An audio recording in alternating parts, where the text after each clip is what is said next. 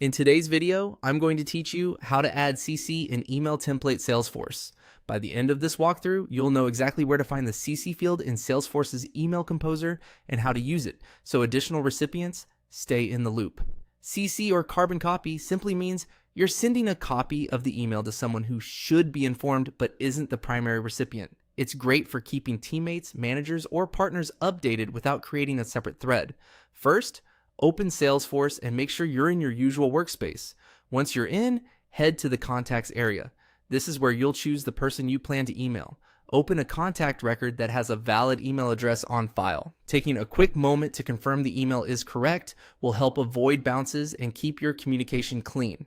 On the contact record, look for the email option in the activity panel. Clicking this opens the email composer right inside Salesforce, so you can draft your message without leaving the record. If you typically use an email template, you can select that within the composer. Your subject and body will populate automatically.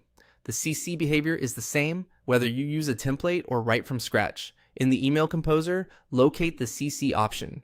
Clicking it reveals the CC field directly beneath the main recipient line. This is where you'll add anyone who needs visibility on the conversation. Type the email address you want to key and double-check spelling to ensure deliverability. If you need to include more than one person, add additional addresses separated by commas. Keep your CC list targeted. Only include people who truly need the update to reduce noise and prevent reply all clutter.